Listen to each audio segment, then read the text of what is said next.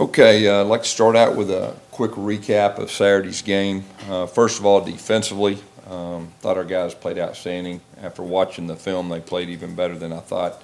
For the most part, the pass plays, we made them earn it. The quarterback made some outstanding throws. The big receiver to the boundary made some unbelievable catches, especially in the second half. Offensively, our plan going in was to be aggressive. Our plan was to play all three quarterbacks. We thought it would be successful. Obviously, it wasn't. Moving forward, Sean White will be our starting quarterback. John Franklin will get the number 2 reps this week in practice.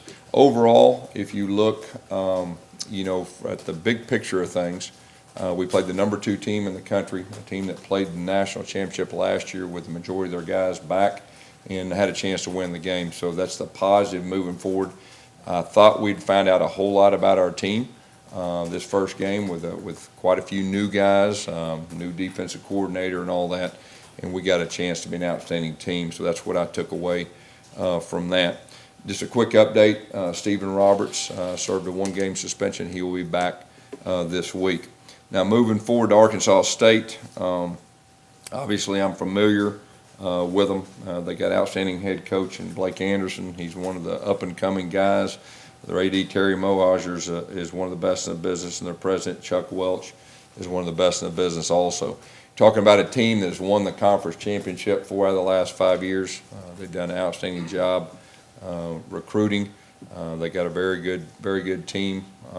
Last week they got beat by a very good Toledo team, and so we know we're going to get their best. They got some very good skill guys on the offensive side of the football, and they got a very good defense, one of the best statistically defenses in the country last year, and I believe they got 7 of those guys back. So we know we're going to get their best, and so we've kind of turned the page on last week. We're focusing on them and getting ready to play good football.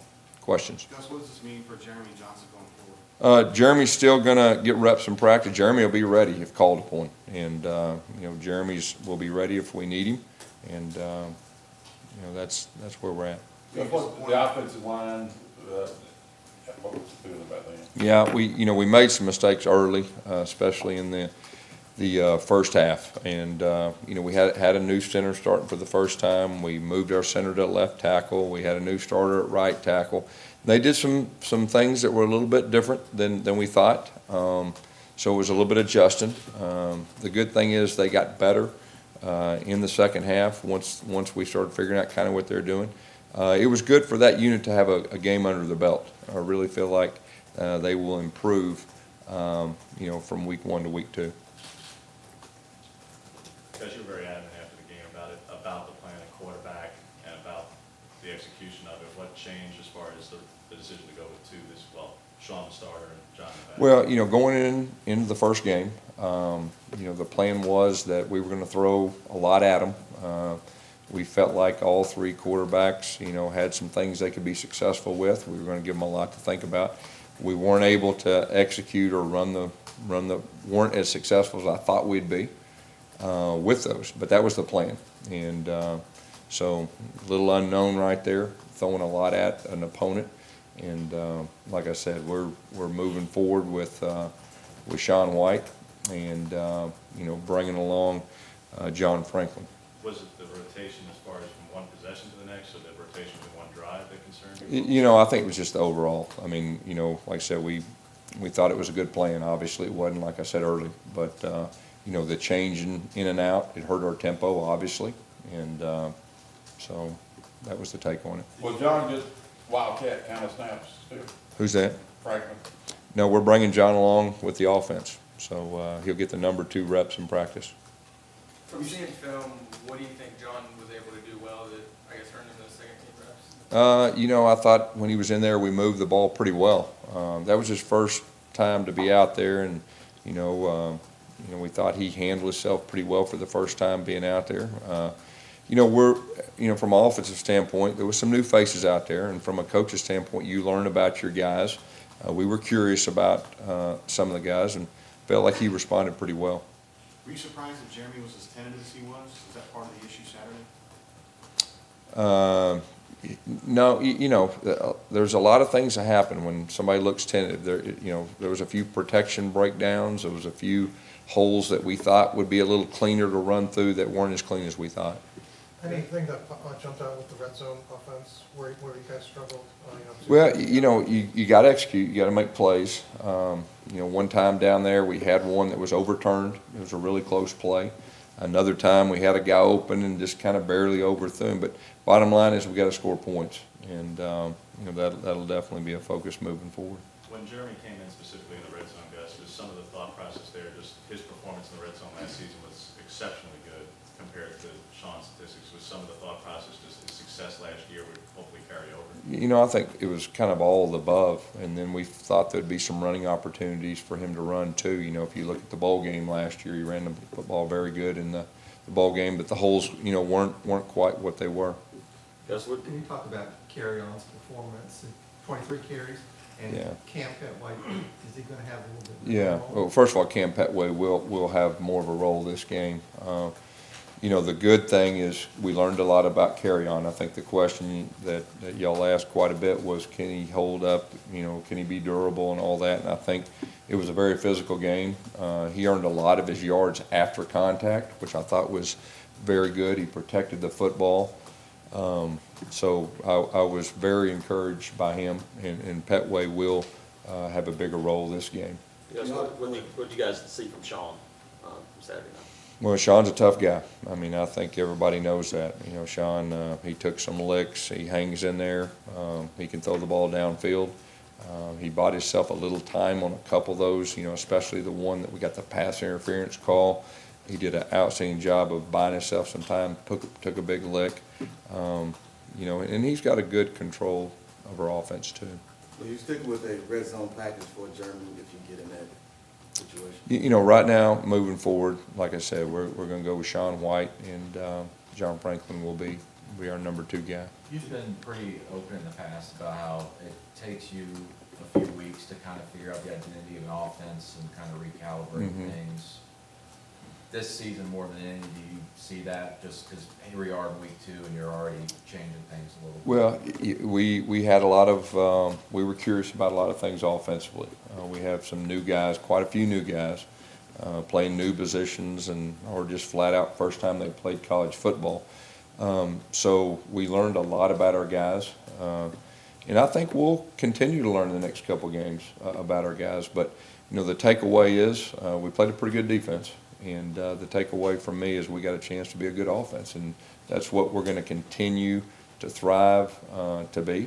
And you'll see this offense improve. How much self-reflection for yourself was it after the game Saturday? Well, I think any time you lose a close game, you have a chance to win. Those are the ones that hurt. And like I said, if you gotta kind of categorize that, and you got to move forward. You got to put it behind you and move forward, and you got to take away the positive is we can play with anybody in the country. That's what we learned Saturday night.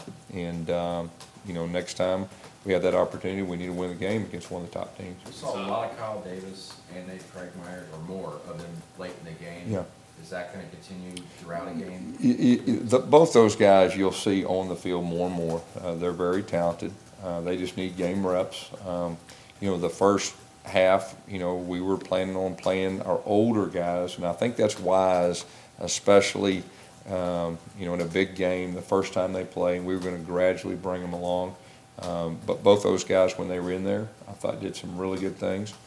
And, those guys will be on the field more and more as we go. We saw Bridget Ford on offense for a play. Is that something Yeah. which is kind of a trick?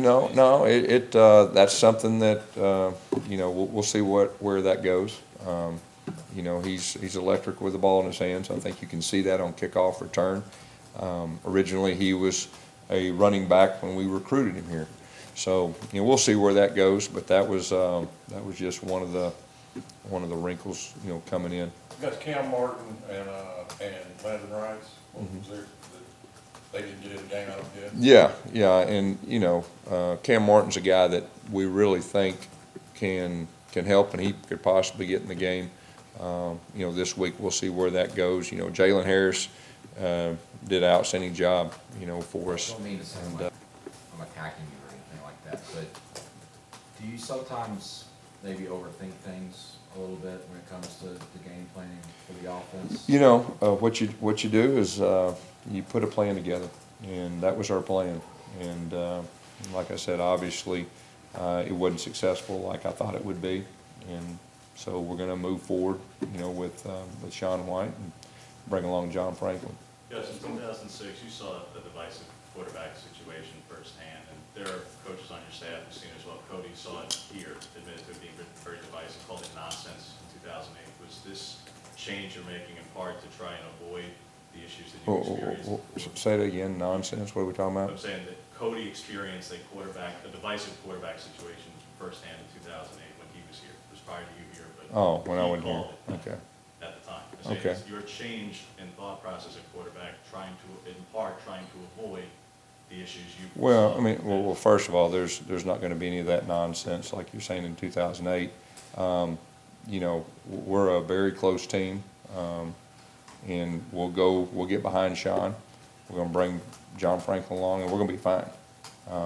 So as far as any kind of negativity internally, there'll be zero.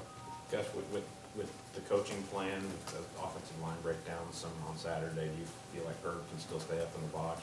Yeah, Herb will continue to stay up in the box, and you know, you got to understand from an offensive line standpoint, that was, as a group, that was their first rodeo. That was their first game together, and like I said, you're talking about 3 different new changes, and you're talking about a pretty good defensive line, and you're talking about they did some different stuff that they hadn't done the year before. Right. And so in their defense, it's a feeling out period. In the second half, we actually moved the football and did a solid job, and I think we outgained them. So, you know, the big question, anytime you've got a inexperienced or a young group or a new group, you know, you're always looking from game 1 to game 2. You know, you need to show your biggest improvement. So we're hoping we do that not only as an entire team, but, you know, offensive line the same way. You preached a lot at media days about winning close games, and that was the Yeah. big goal. Now you're Right. lose by 1 score this time. Do you feel that these changes or what you learned from 1 to 2 will help in now maybe? You know, I think anytime you have experiences, each team is new. Each year is a new team, new leaders, unless you got everybody coming back. And there's no doubt that we know what it feels like. And, you know, the fact that didn't have any timeouts and we drove down the field and had 2 shots in the end zone, I mean, you take all the positive you can from a game like that. And all the negatives you put behind you. You put in your rearview mirror and you move forward. And like I said earlier, the big picture takeaway, when you take away the hurt of losing a close game that you felt like you should have won or could have won, then you put that behind you and you move forward. And the reality is we got a real solid team. And matter of fact, I think we got a chance to be really good. So that's the positive, but you got to put the other one behind and you got to move forward. Gus, Trooper Taylor's a guy on Arkansas State's staff that you're obviously very familiar with for 3 years here. What's your favorite memory from those 3 years together? Well, Troop's he's a wonderful person. Troop is a lot of fun. He's a fun guy. Got a great personality. Got a great family. You know, he's been very successful at Arkansas State, and I knew that he would be a good fit for them. And you know, his son is a big-time player too. Coach, Trooper actually recently said that he thinks you're at your best as a coach when there's others who think that you're at your worst. Say that again. Trooper recently said that he thinks you're at your best when others think you're at your worst. For better or worse, we know how much perception drives the narrative in college football. Mm-hmm. What do you say inside the locker room when the perception isn't what you think it should be? Well, I mean, I think you're always honest with your team. I think that's where it starts. You're always honest with your team, and you know, you give them the plan, and you work, and you improve, and you get better. And that's really the only thing on my mind right now. Gus, what was your vision with the Chandler Cox Wildcat stuff where he was kind of doing the pirouette? Yeah. What were you thinking? How were you thinking that would unfold? Yeah, well, I thought it would unfold better than it did. They lined up properly and did a good job, you know, with the fits and everything that went with it. You know, he did that in high school, and we've always had the Wildcat and all that, but we just felt like that would be a good wrinkle, and we'll see where that goes, you know. But he was very successful running that in high school, and he's a guy that we wanted to get touches. I mean, he's a good runner in his own right too, and so that was the plan. Brent Talked a little bit Venables about Will said, Hastings last week. Is that? Brent Venables said that he got word Thursday that you guys might use something along those lines, the wing tee. Does that worry you that things like that are leaking out 2 days before a game? Yeah, I mean, I don't have a comment. Talked a little bit about Will Hastings last week. How do you feel about his first performance? Yeah, Catches. I mean, Will's got some natural ability. I mean, he had 2 big third down catches. He had a 4th down catch. You know, he's got some natural things to him. And, you know, from a new guy, you worry about if the moment's too big. And obviously it wasn't. He responded pretty well in pressure moments and thought that was encouraging. You know, he's a real quick guy. He's a fast guy. And thought he did a solid job. Guys, what do you think of the chemistry of the coaching staff, considering when you were working with 5 new coaches? I mean, a few of them that you already knew, just the fact that you had to work in 5 on a game there last time. Yeah, well, first of all, we got outstanding people. All of our coaches are outstanding people.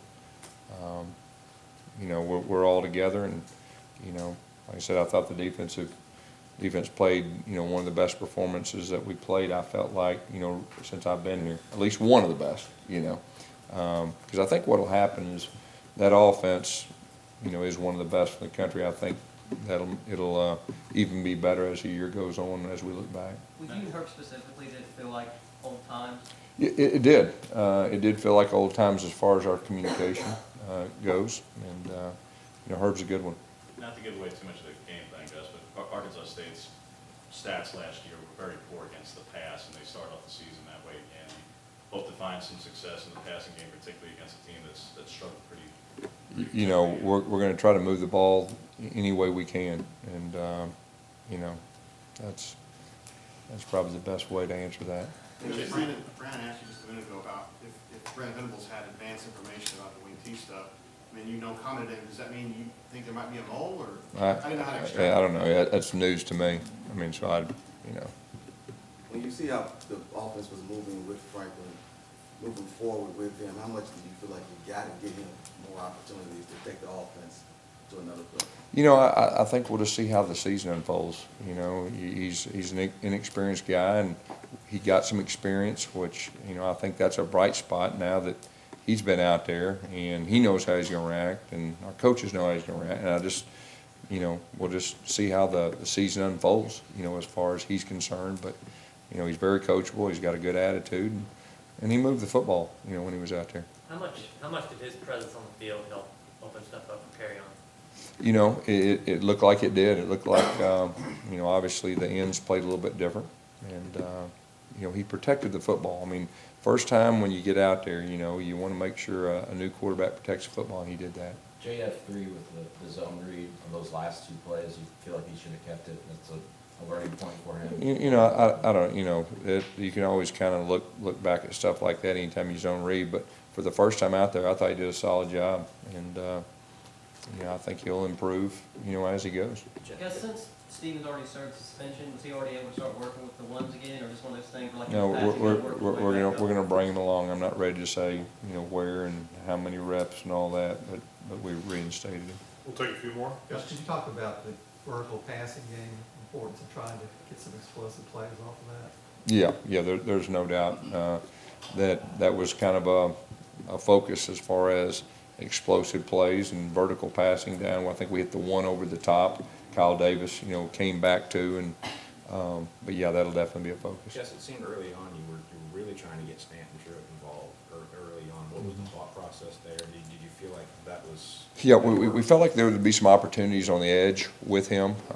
Obviously, they had a couple of different looks that, you know, and anytime you're the first 3 series of a game, you're gathering information as you go. And like I said, the first game is always about adjustments because there's a good chance they're going to do something new. And so we were still gathering information. We thought we could get on the perimeter. They did a good job of keeping us off the perimeter. But that was during the feeling out time. Chase Robeson was a walk-on when he was here. I think he's on scholarship now for them. Yeah. Had a really good season last year. Yeah. Just what kind of players are you here that you see this kind of success for? Yeah, well, first of all, he's an outstanding person. He's got a great family. You know, he's closer to home at Arkansas State. That's where his dad played. How much did you guys consider recruiting Chauncey Mason, and how much I know, I think you've recruited running backs in that class, but just since with Trey's success and the connection and all that. Yeah, no, we were aware of him. We didn't really hard actively recruit. He's a very good player, but we didn't actively. Got one more right here, Coach. Okay, I'm gonna have to make this a two-part question then. Is that, are you okay with that?